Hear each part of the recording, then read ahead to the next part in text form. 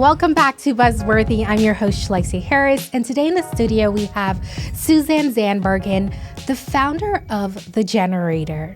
Suzanne's background is very deep in the world of advertising and communication, but she really took a leap of faith to start The Generator when she saw a big pivot in the market coming.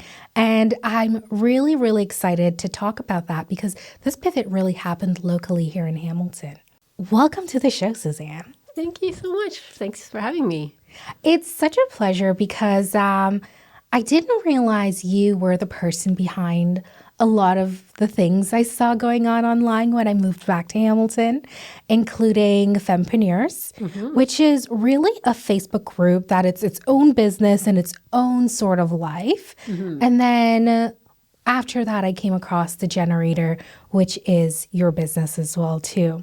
So before you became an entrepreneur, what do you think really set you up to actually take this leap of faith? So it's a bit of a long journey that took me to becoming an entrepreneur. I had a whole first career at the Hamilton Spectator in advertising.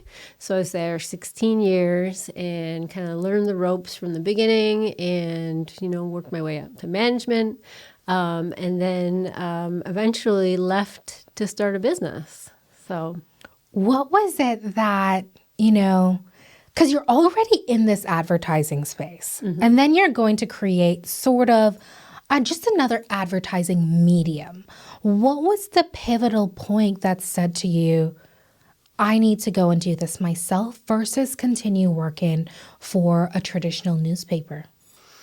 Yeah, so while I was at the Hamilton Spectator, that is when social media first came on the scene.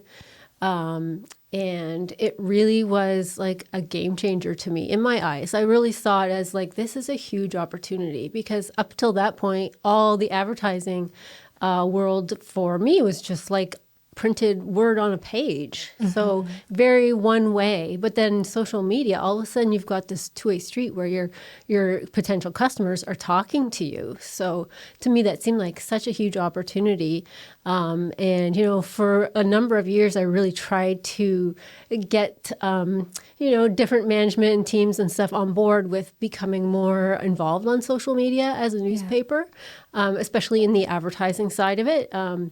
So that was very difficult. A lot of people were just afraid of it and thought of it as a big threat and really wanted nothing to do with it. So, and I sort of liken it to like steering the Titanic. You've got this huge organization and you're trying to just slowly steer it towards something else. And it's a lot of change and it just happens very slowly at a large organization. So it just wasn't going to happen in my lifetime there. So that's what I really was interested in doing. And, the opportunity came for me to leave the company with a voluntary packages they were giving it to try to downsize. So I applied for that and was successful. So it gave me a chance to decide, what do I want the next chapter of my life to be and what do I want to do? And social media was it for me. Yeah. I love that. And I mean, one thing amazing is the Hamilton Spectator is still here and still around. So they've definitely pivoted at some point and, sort of tapped into some social media space to continue growing their company.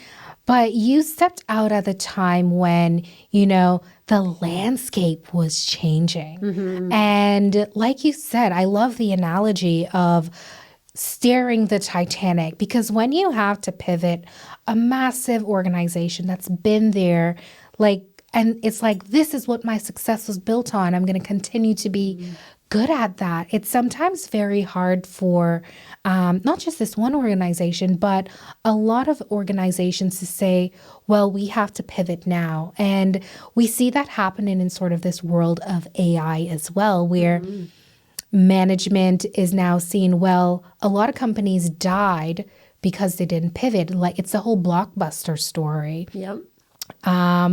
And now they're just like, well, we do AI or we die, sort of thing. But there's always a fine balance in sort of steering and turning these massive organizations to almost a completely different strategy and way of operating. So when you saw that change in the landscape where social media was up and coming and there's that ability to actually hear your customer talk back to you. Why did that seem so important as like a key moment for the future? I really felt like it was the next level of like advertising for a smaller business. Like, I think, larger companies with lots of money were always able to kind of do that on TV and tell stories more about their business and connect more than a print ad. But then now you have this medium that like anybody could suddenly tell their story and connect with customers. And that to me was huge. Like, this is just opening the door for everyone, basically. And then, then there's the two-way street part of it. Then now your customer can ask questions directly, like in real time and everything. And it was huge. Yeah. Huge. And that's the world we live in today. Like that now is the expectation of the customer, to be able to speak to you and have you respond appropriately to them. That's right. Yeah, which has also caused some contentions in a lot of way. And at this point, I mean, social media to some degree can make and break companies overnight, right? When we look at, people telling their own stories, the story of the astronomer CEO cheating on his wife. I mean, that's an old story now, but that's just to show the power behind this and the power of the overall collective. So going back to that day, you took the optional package and you said, I'm going to just go out and do this thing that I've been trying to campaign for so long. What was that moment like when you're just like, I'm going to start the generator and this is how I'm going to build this business? Yeah. So when I did leave, I have to say it wasn't quite so magical, because you leave a business or a role that you've been doing that long. It feels like your identity. And so you kind of fumble a bit when you're suddenly like, oh, who am I and what do I do? What am I good at? So social media I was really focused on, but I actually thought I would go and work for another corporation or whatever doing social media. And I did a few interviews in Toronto. There were no jobs like that in Hamilton at that time yet, but I went to Toronto and I realized just on the commute to the interview, I was like, there's no way I can do this. Like, it's just not something I'm interested in doing every day. So it kind of made me rethink, like, what do I want to do? And I started just doing some various jobs with different small businesses and stuff, trying to figure out, okay, how am I going to get there? And I was working for a small business at a co-working space. And I was just surrounded by all of these very young entrepreneurs starting out. And I realized, like, this is what I can do, is just start my own company, like right here in Hamilton, and do what I want to do. Like, these young entrepreneurs are doing it. Why can't I do it? So that's what I did. I love that question. It's just like, well, if they can do it, like, what makes me so different that makes me not be able to do it, right? Yeah, it was inspiring, really, to be surrounded by that in that environment. Yeah. And that, like, it's environments like that that really help sometimes, like, hold a mirror up to you to say, do I actually want to do this? Or do I take a step away from it? And for you, it was like, wow, that's a new realm I've never considered for myself. Because the safe path is that we've always been told is get a job, it'll give you a pension, you'll retire, nice, cozy, comfy life, right? But there's a different purpose when you want to become a business owner, and that just, that spark happens. Yeah, for sure. And like looking back now, I don't know why I never really thought about running my own business, because I have that entrepreneurial little spark that you kind of recognize in other people once you start doing it. And, a lot of the times it was me kind of fighting with management a bit, trying to like get ideas going. I have a great idea. Like, let's just do it. Let's just try it, Like, what can you lose? Yeah. So that is very much an entrepreneurial thing, and not so much a big corporation thing where it's like you have to weigh all the risks and before you think about doing anything different. Yeah. And that's exactly what I was going to say. It's really the propensity for risk. Like, how much risk in you do you really have? Are you really risk averse where maybe you'll take a 5-10% risk, but not necessarily even a 45 to 50+% risk? And I think that's exactly right. And you may not have, pegged it as that, but that's exactly what it was. So in those early days when you're trying to figure out, how am I going to create this business? What is this business of social media? What were some of the challenges and problems that you were really trying to show business owners that you could solve for them? Well, when I first was starting out, I did do quite a few free months for people just to prove, like, what can you do with it? Because it was a new platform, a new idea for a lot of businesses. They didn't have their businesses on Facebook or anything yet. So it was like sort of walking them through and showing them what could be done. And, it was just very clear once you could show. That's what I'm always about, showing people what they can do. And then the results come from that. So, it just kind of helps to be able to kickstart things. And then, then you have a client. They want to continue. Right? And when you talk about platforms back then, that was mostly Facebook. It really was Facebook. Yeah. It was. In the very early days, because then Twitter didn't come out until a few years later. A few years. By the time I had really gotten into it, Twitter was at sort of the beginning stages in Hamilton of being like, Hamilton really gravitated towards it quite early. And everyone was just all in on Twitter for a while there in Hamilton. It was great. It was a golden era. What made it the golden era? Oh, just like you could have conversations with anybody that you've never met before in Hamilton and make plans and collaborate on things and stuff. It all would just start on Twitter because it was just this platform of like talking to strangers. And that was like the cool thing about it. Yeah. It's interesting because I remember when Twitter came out, I was just so hesitant. I think I've probably tweeted 10 tweets in my whole life.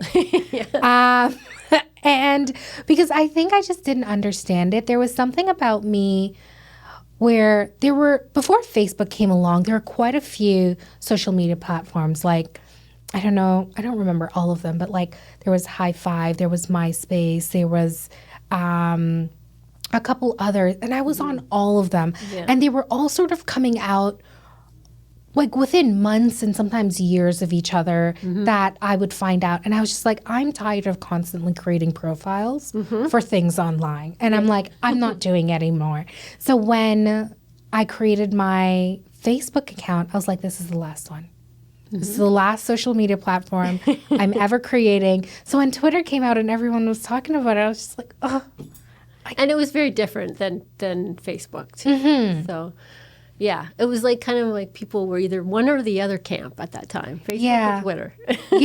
There was a big divide. But I also found that during that time, a lot of people I know actually like married their spouses that they met on Twitter in those very early days, which is very funny and interesting. But I wanted to just make sure we knew what platforms we were talking about. I know that we went on a side tangent, but so Facebook was mainly the platform, and you were showing businesses that, hey, this is valuable to be here for your business. Because that was sort of the age where, the .com bubble had sort of burst. Everybody was online now. For the most part, any sizable business had a website at least, but then there was this other thing they had to do, which was social media. So do you remember the first company that you sort of did a project for and I do. their response? Yeah. I'm going to give a shout out to the Jet Cafe. Okay. Still in existence downtown. I started doing their social media while I was still working at the Hamilton Spectator when I knew I was leaving.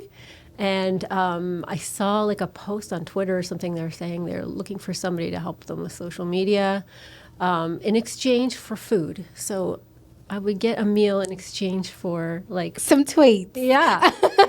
So it's I'm totally going to do this because I was just all gung-ho about making this my career. And I'm I need more experience and working with clients and that kind of thing. So yeah, I did that for probably a couple of years. Yeah, when I was getting started. That's a sweet deal. Yeah, it was. So the Jet Cafe was your very first client. And what were some of the things you were hoping to do for them on social media at that time? Well, you want to increase traffic to their restaurant, basically was the end goal. But it was pretty cool that you could, specifically mention a particular product or whatever and then see the results of that just from that one mention. So it's a very tangible way of measuring your results. And once you were able to show these tangible results and real value to these business owners, did it become easier to help convince them, or was it still hard to convince somebody that's never used it to, come on, let's go into this new world. I'm going to hold your hands to do it? Yeah, I've never really been one for trying to convince people if they don't understand the value of social media. They're not there yet. They don't understand. That's fine. They'll get there, I think, eventually. Yeah. And that's always been my mindset. I've always wanted to work with businesses that understood the value of that. And usually the reason why they wouldn't want to do it themselves is because they didn't understand how it worked, or they've tried and just hated doing that kind of work. You're running a business. You're not running a marketing company. So a lot of people are just I don't want to do this. And that's where we come in and do our thing, Yeah. So I think that's a difference between when you see early adopters, when you look at who in the market, what's actually happening. They're your first movers. The people are just wow, I see the vision. Let's go for it. Let's take the risk. It'll pay off. And then there's that first wave of people. And those were the people that you were looking for. And those people have some sort of a profile overall as business owners. What would you say that was?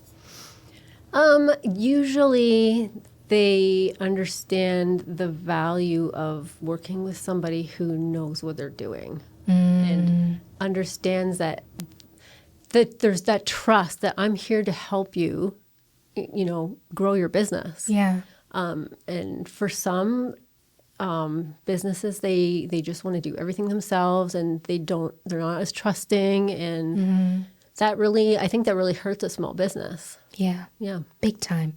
If you can't release the things that you're not super great at to somebody that's really good at it, there is no point in really trying to grow your business, because you're going to be burnt out. You don't have the time at the end of the day to say, okay, I'm going to send this tweet at 10 o'clock at night while I'm really tired, but really all my customers have been in bed since 7 o'clock. So am I really reaching them, right? And that's the reality of it. But the other reality is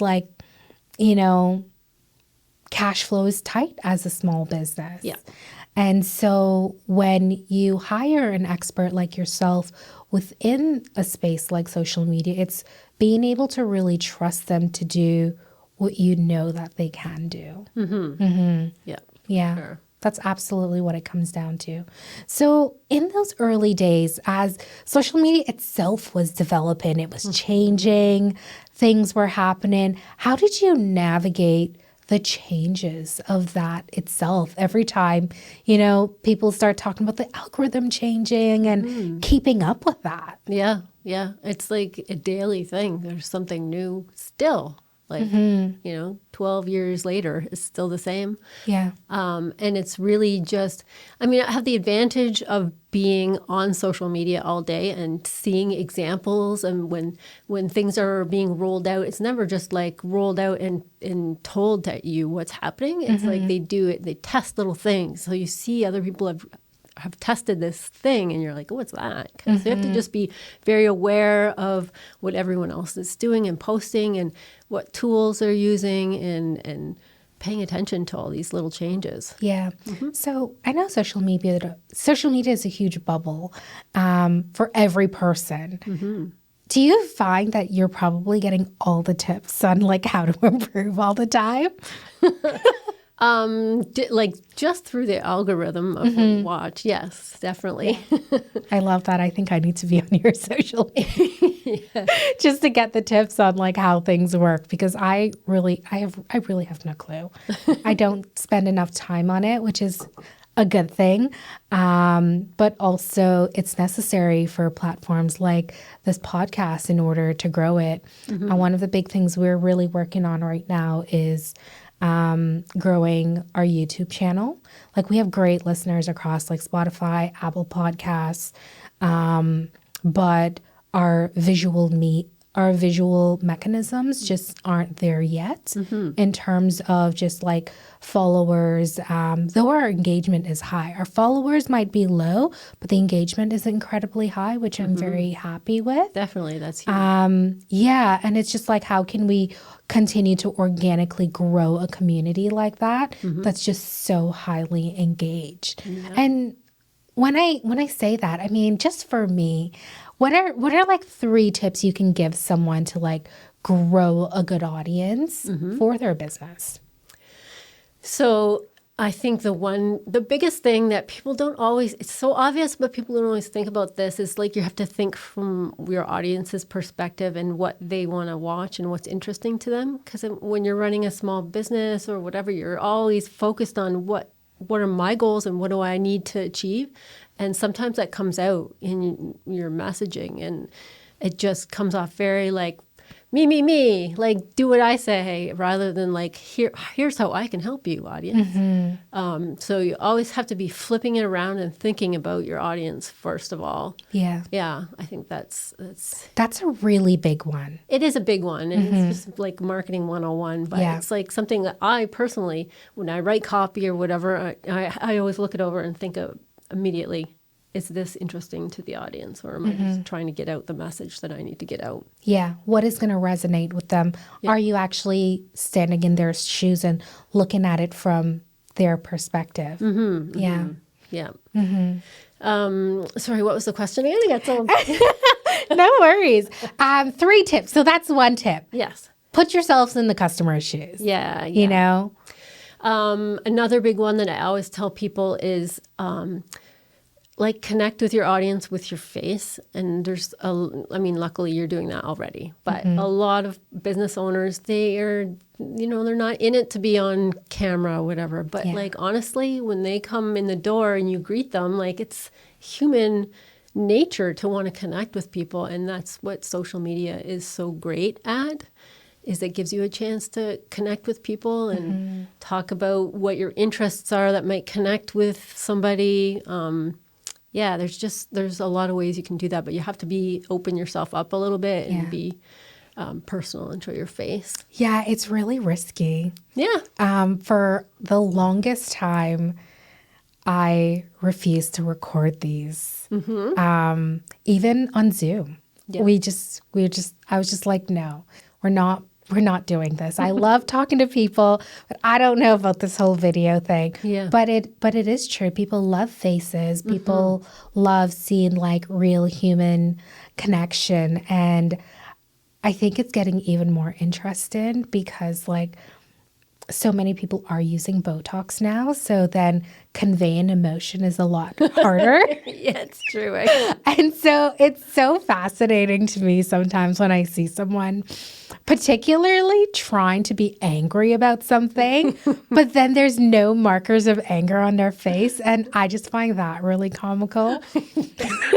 Yeah, I never really thought about that. Like in the acting world, that's becoming very, we have to look good for the camera, but then on the other hand, you can't tell what your face is saying. Yeah. And communication is like so much of like the micro expressions that we do every day. Like I remember when I was in high school, there was a show called Something Lies.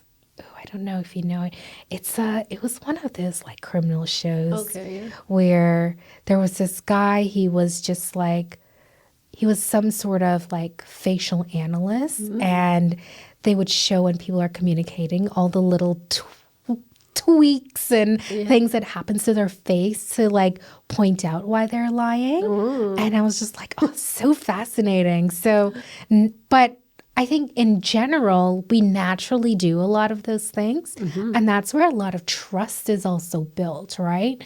In you being able to convey something where your face and your words match each other, right? For that other person to feel like, well, this is honest and this is true. And you're not just like selling me something. Yeah. True. So with, a lot of the AI components coming out with people with faces, because that's a replacement for, if you don't want to have your face out anymore. How do you think that's shaping social media? It's definitely the Wild West right now out there with AI. It's hard to know what direction it's going to go in. It's not quite there yet, in the sense of people are, they're number one, they're on the lookout for it. They're very suspicious of things. And if they're not, they should be.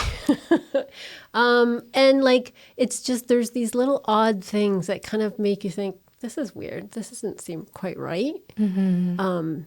And it's hard to even put your finger on sometimes. You just kind of know that something's off. And that's just that human quality that's missing. And is it going to get there where we won't be able to tell? Probably. Yeah. I would think. But right now, it's not quite there yet. So, yeah. It'll be interesting to see like how long that takes and what direction it kind of goes. Yeah. So that takes us to 2 tips so far. Yeah. Go into your customer's shoes, see it from their perspective, and then your face. Major mechanism of communication and authenticity. I think that's what really shines through in being able to show your face and convey there's like truth behind what you are actually saying. Yeah, definitely. Yeah. Yeah, and I think there's so many things that we could mention, but like engaging with your audience is pretty big too. I know a lot of people spend time thinking about their own content and what they can post, but like you can do so much on social media when you're not even posting. You're just commenting on other people's posts in a non-bot way, like a very thoughtful way. And like, who doesn't like to hear feedback on what they've posted, right? So I think that's a pretty big one. Yeah. Too. And it's a marker that like, hey, I got extra attention from this person and or this company. And that must do something to that customer to say, wow, out of all these other people you could respond to, you chose me. Whether that's good or bad, right? It's still, wow, I got picked out of the crowd. And it's just like, okay, this brand must be real. There must be, really great intentions and responses behind this company. Right. Yeah. It's very much just like introducing yourself, and then they're going to go and check you out and see what you're about too, because people are just interested to know who's interested in me. Yeah. Right. Have you seen a change with those 3 things? So put yourself in your customer's shoes, show your face, and engaging with your with your customers in some or your followers in some kind of way.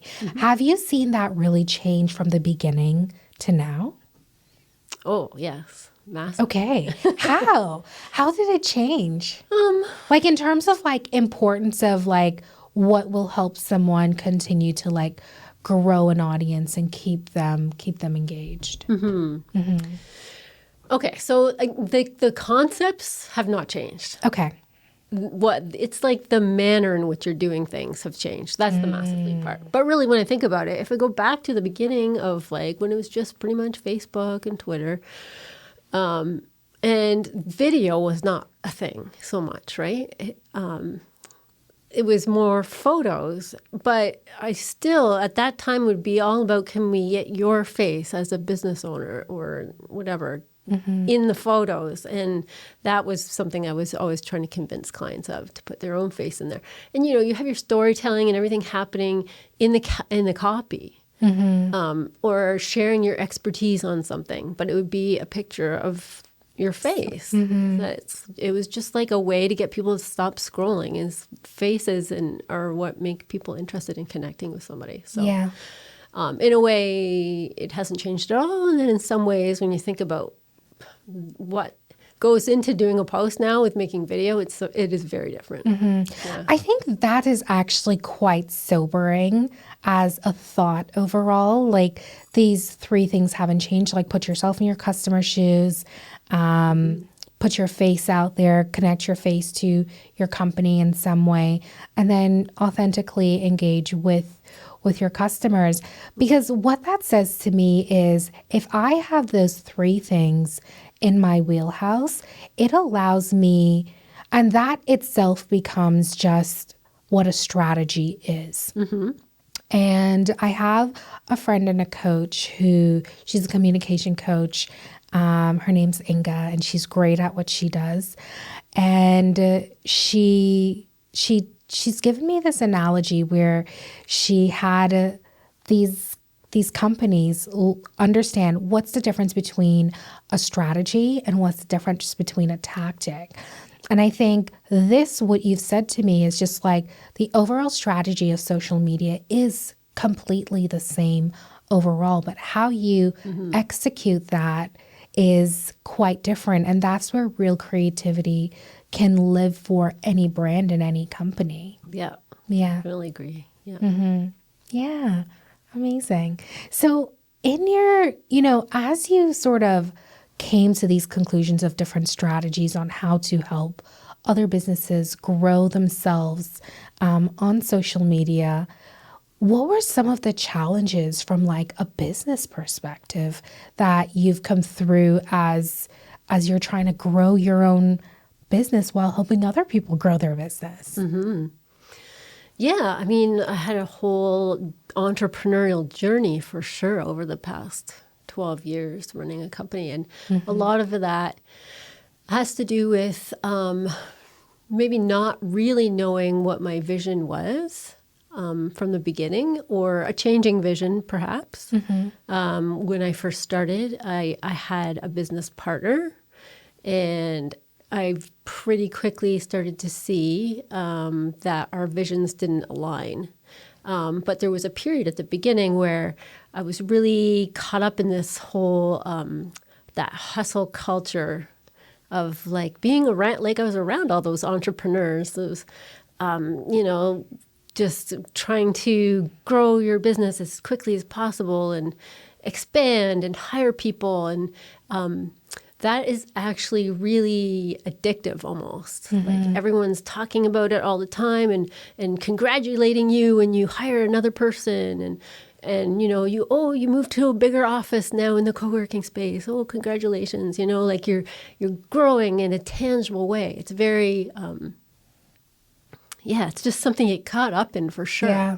It's like a whirlwind, and it's just like, the drums beating and everybody's just dancing and the time is going and you have no idea. Kind of like a whole rave, Yeah. I mean, in a lot of ways it was super fun until you get to the point where you're like, my goodness, I have a lot of people to make sure are getting paid. And I'm responsible for finding enough clients to sustain this business. Yeah. And it quickly becomes stressful and all about sales and finding more clients. And it's a different, that's not what I had signed up for. Yeah. I really, really was interested in the creative side and working with clients and telling their stories. And that's what I was all about. And suddenly I wasn't really doing that anymore. So, over time that was where I kind of got to a balloon company that I wasn't really all about anymore. So, at some point you kind of realize, okay, this is not my vision. What is my vision? And you have to think about that. And it was just like, I want to have like joy in my life where I really love what I do every day. I get up and I'm like excited to go and film videos and edit videos and create things with clients.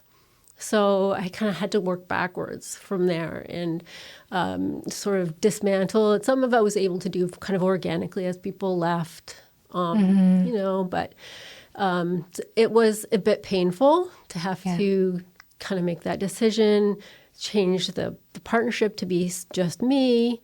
And that took time and it was slow and it was a journey in itself to figure out how to get to what I actually want, and that is, I think, the big personal reckoning, ultimately, that every entrepreneur goes through at some point in time. And some go through it later, some go through it very early in the beginning. Yeah. And it sounds like for you, it did happen still relatively close to the beginning of 12 years. Yes. Compared to where we are now. And that's really hard personally because, like you said, you were caught up in the whirlwind of just the hustle culture, grow fast, hire more people, keep going. And the stress that comes with that is, it's different for everyone. Like your definition of success is different than somebody else's definition of success. And if you start to really feel burnt out and no longer energized by what you're doing, absolutely, I think you did the right thing in terms of just pausing and recreating what was the vision you truly had for yourself. Definitely. It's hard to kind of reverse that momentum. But I'm very glad that I did, because I'm just able to really handpick clients that I want to work with, things I'm excited about, things I know where I'm going to make a big difference for somebody.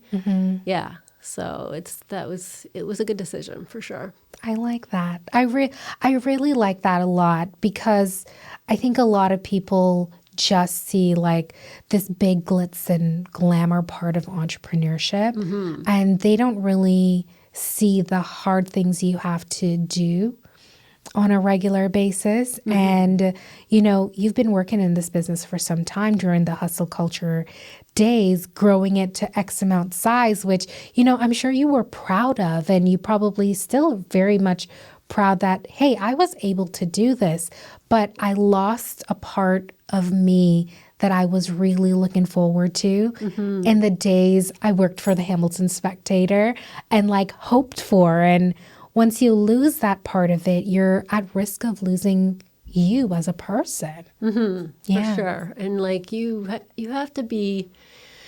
really have to have a lot of joy and passion for what you're doing as an entrepreneur. It's hard. It's long hours, and it's like, it just takes a lot out of you. And if you're not even getting any fun out of it anymore, you are going to burn out. Yeah. Was there one thing where you said, this isn't fun anymore, but this should be a heck of a good day for me? I don't remember the exact day, but it was, I'm sure, involving some kind of disagreement or something about,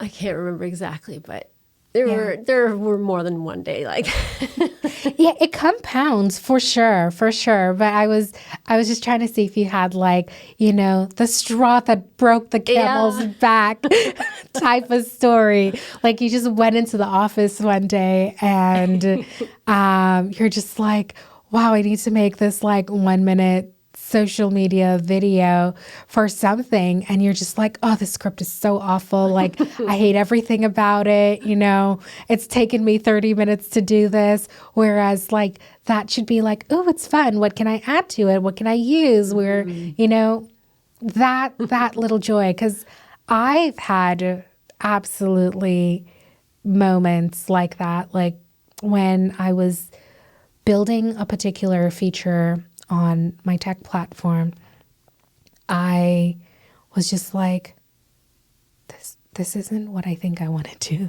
do. Yeah. And I'm like, but how do I tell this potential customer, no, this is not in my wheelhouse, and risk losing that customer? And it was moments like that where you had to choose, I'm going to stick to what brings me joy to make sure that I can go the long road with this, instead of just doing what I feel like I should do in this moment just to get an extra check that month and just get it done with, like, because when you keep doing things, like, you lose parts of yourself and you sort of break down. It's true. It's true. Especially when you're in that sales mode where you're just like, I need as many sales as I can get, and you're just selling to whoever you can sell to. It doesn't feel good. It doesn't feel intentional, and yeah. And the customers can feel that on the other side. Yeah. As much as like they might not say it, somebody is picking up on something that just, this doesn't feel right. It's not sitting right in some capacity. Yeah. And I know the word authenticity is overused, and I wish I could find another word for it. But it's the lack of joy that it brings to you, even in the hard moments. Yeah. Yeah. So once you'd sort of recreated this new vision for yourself, what was that new vision? So my new vision is that I work with clients that I'm excited to tell their stories and to help grow their business in a way that they want to grow their business. Reach the goals that they want to reach, the goals they want to reach. So to me, that is what brings me joy when I do something that helps somebody and they're excited about it. That's everything to me. So, and a lot of that comes from the creative process. I love creating. So being able to do that every day, and not having, too much happening in the business where I'm not able to do that. So, that's my vision. Yeah. It's pretty simple. Which makes it really easy to stick to. Yeah. Yeah. And a huge part of that is like you being able to choose your customers just as much as they're choosing you. And that makes for a very motivating and satisfying way to not just run your business, but to just live your life overall. Yeah. Yeah. For sure. Without these other additional pressures that might come into the world, and still running a successful business, doing all of those things that you decide that you're going to stick to. Yeah. I just, I really enjoy running a business where I can focus on things that I really enjoy, like with my own social media for the generator. A lot of that is just going out in the community, meeting businesses and telling their stories and showing the things in the community, like events and things that are happening. Like most of that stuff is not even paid work, and I just do that purely for fun. It's also sort of a portfolio for anyone who checks out my business to see, if I know what I'm doing. Yeah. But like I didn't really have time for that at some point, when I got too busy with sales and everything, but I just love being able to do that. So I think that's important too, that you have time in your life to do other things other than just working on like the money making side of your business. Yeah. Yeah. Do the things that bring you joy. And where does fempreneur fit into all of this? Because the generator is not the only thing that you're doing. So Hamilton Fempreneurs was born out of the same co-working space where I started my business like 10 years ago with two other women entrepreneurs. We were attending lots of different entrepreneur events and networking type things. And, we'd see speakers and stuff. And we really started to notice a trend back then where it was like all men speakers, all men panels was very normal. And so we were like, let's start our own thing.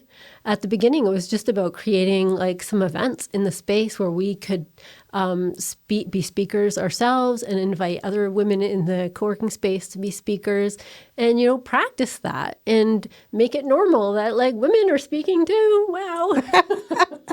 Yeah, this is a novel, Yeah.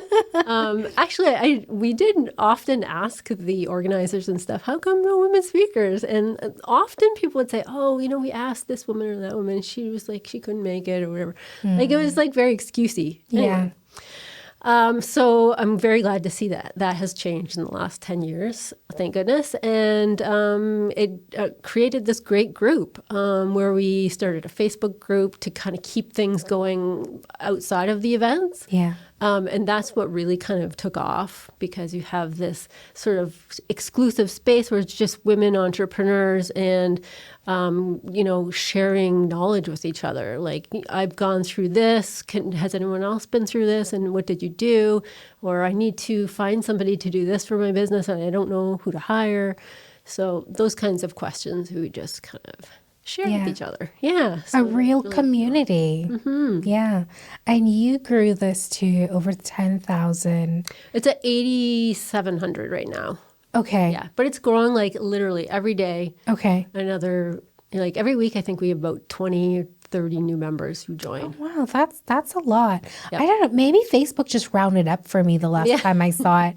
And I was just like, wow, 10,000, that's huge. We'll get there. I mean, 8,700 is still a lot for a group that is growing organically for, 20 to 30 people, constantly joining. But also over the years, people have probably also left because they're no longer entrepreneurs. They don't want to be in the group anymore.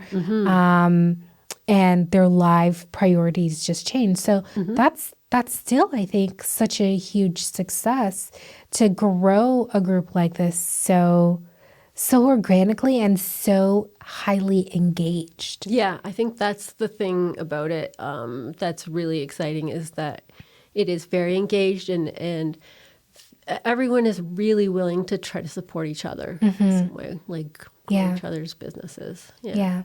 Like, I'm unfortunately not the most engaging person on social media, but when I do chime in or check in on Hamilton Fempreneurs just to see like what's happening, who's asking questions, whatever it is, to see if like I can lend a hand or even if I need something, like just the number of comments and responses and solutions people come up with that are so quick really showed me like this is what it means to have a community with a lot of power and a lot of resources simply by being connected. And, I know people shit on social media a lot, but I think when it's done right in ways like this, it's extraordinary. Yeah, I always say that too, because I get that a lot. People are like, "Oh, how can you be on social media all day? It's like a dumpster fire or whatever." But it's like as powerful as it is with the bad side, it's on the flip side. It's amazing what you can do if you're using it, the power for good. Yes. I love that. Yeah. No, it's great. And so I know you lost Hamilton Fempreneurs a few months ago. Yeah. What happened? So I was kind of swept up in there's this whole AI thing happening with Meta, cutting people's accounts off, personal, like your personal account. Okay. And it used to be where it would be more like a human intervention. They would flag you, and then they would give you a chance to appeal and stuff. But now it's just all done auto, like boom, like 1,000 people are cut today, and you have no way to get your account back. Wow. And because that account I had as the admin of the Hamilton Fempreneurs group on Facebook, I lost access to it. Okay. I did manage to get access back again. Oh, thank goodness. Yeah. And I mean, everything else for clients and everything, I always have backups and everything. Just that one group. I did have backup. I just didn't really realize how to use that backup to get back in. So it took a while. Yeah.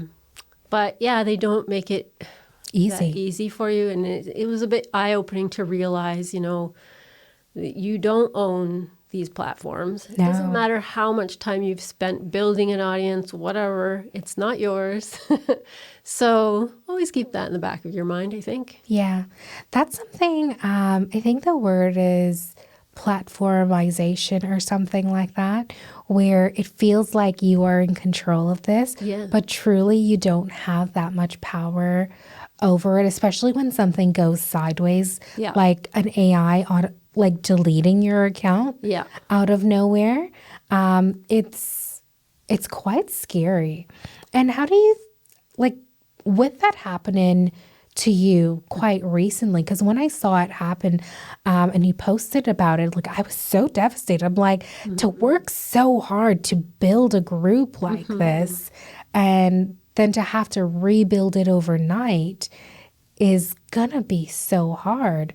But you were able to, one, get a lot of people to sign right back up, which is amazing. That's the power of the community again.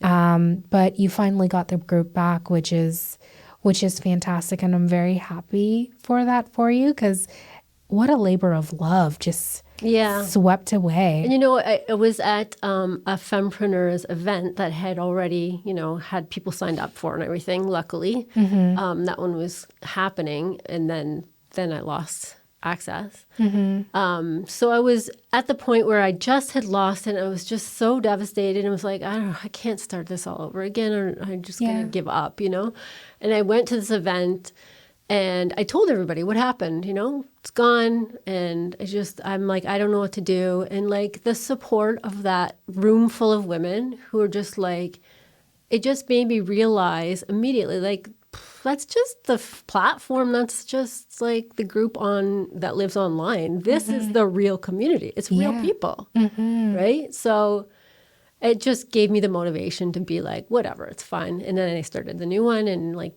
everyone immediately all signed up again. It was good. So I'll tell you, if something like that happened to me, I would go home and cry.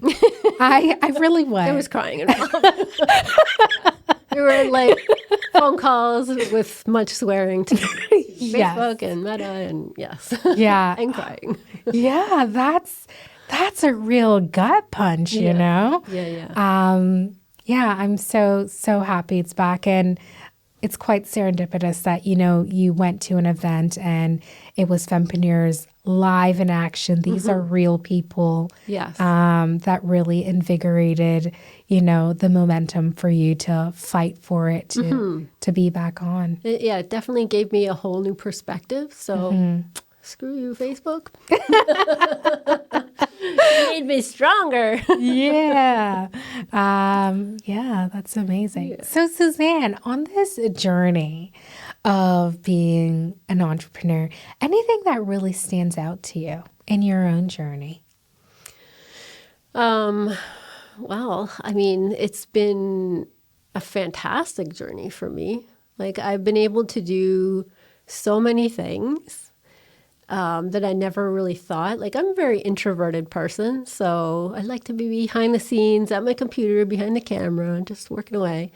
But being able to be running my own business and everything has just put me in places where I just never would have gone before. And I think that's one big thing about being an entrepreneur is that you learn to say yes to things because you realize like it opens doors to more business opportunities and everything. So putting yourself out there is really important. So yeah, I've just been able to do some really great things. Like I've been on the red carpet filming Shania Twain. Like whoever think like that would happen. Like it's just, and I was filming the musicians and stuff on the red carpet as much as it was filming like the craziness that happens behind the ropes is like unbelievable. Just the whole situation and like Supercrawl and different concerts being in the pit right in front of the bands and being with all the photographers and stuff who are like, you know, they've had 50 years of experience and stuff. And it's just so fun to like have all these like experiences, you know, I always just very quick to say, yes, I'll do it. I've been like in a mascot suit because I wanted like this perfect shot, but then we didn't have somebody to be in the mascot suit. So I'm like, I'll do it. Just anything, like just say yes and go for it. And it's just so much fun to be able to just do all these different things. That's the coolest thing about being an entrepreneur is like the daily shift from one thing to another is just always something different. It keeps life very fresh. Literally never a dull moment. Exactly. Never a dull moment. Like you're on a high or you're on a low. And like, how do you manage yourself in the middle? Yes. I think the parts about when you're just like, wow, is this like AI is going to take my business out? Like, am I going to even have a business in a year?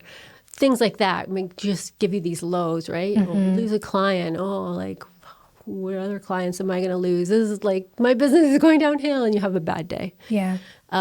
But it's like all the highs and the exciting stuff that you just immediately think about, like, and go to those thoughts instead of dwelling on the bad stuff. At least I do.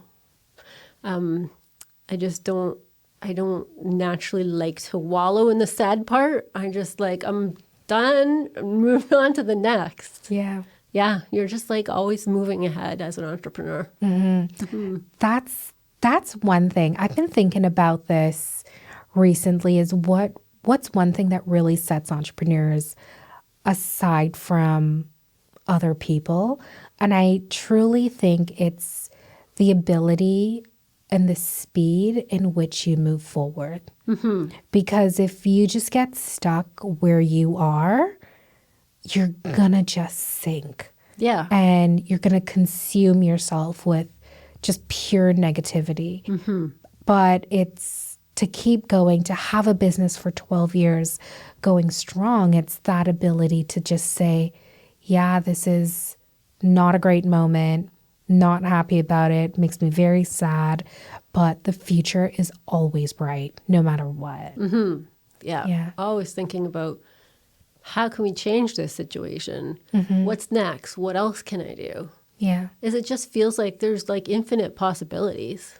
Why would I just sit here and think about how bad this situation is when there's like a million more exciting things you could be doing? Yeah. It's so true.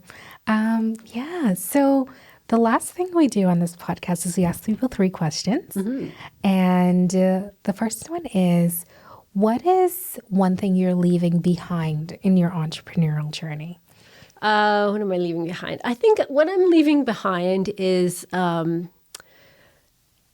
just thinking about what things I could have done sooner and that kind of thing. It's just like, you just have to move ahead with what I'm excited about and not think about, oh, I could have done this 5 years ago or whatever. It's what can I do now?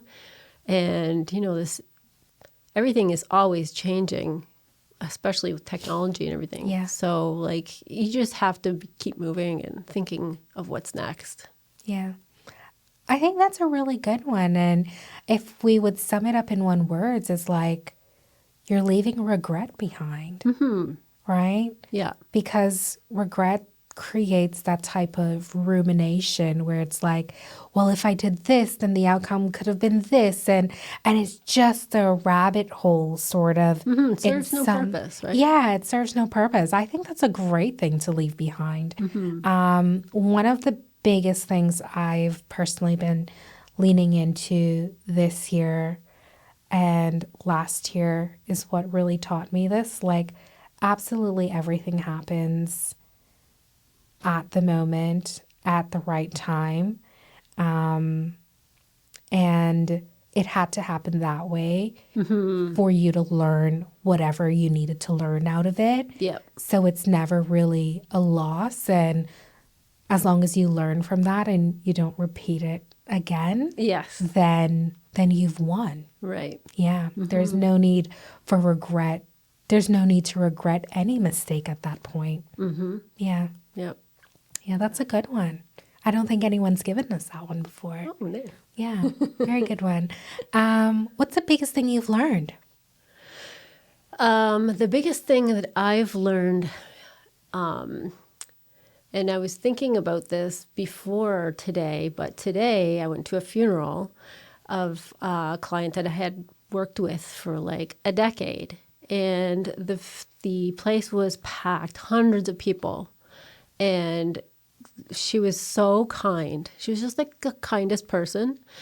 And the pastor actually said something about the difference between nice and kindness is proactive. And I just thought, that is such a good way to like describe it. And I think, when you look at somebody's legacy, that's what it is. Your funeral, the room is filled with people that your life has touched and made an impact on them. And it's because of kindness. You've done something to make their life better in some way. And, they'll always remember you for that. And I think that to me is when you really boil down what are you doing with your life as an entrepreneur or whatever, it comes down to kindness and how you treat other people and what are you doing for other people and helping them and making their lives better. Yeah. Yeah. I love that. I don't think I've heard a simpler explanation without like a story attached to it. Because it was just 2 weeks ago, I was taking my mom somewhere.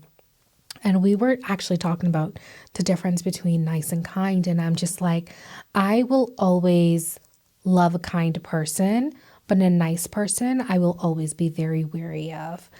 Because nice is just like, this is the moment, we'll just keep it nice and let it be.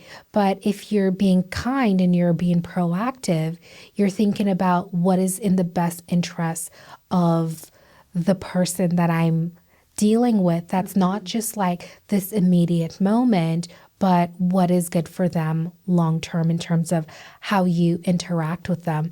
And it's as simple as, seeing someone on the street that has spinach on their teeth. Do you tell them?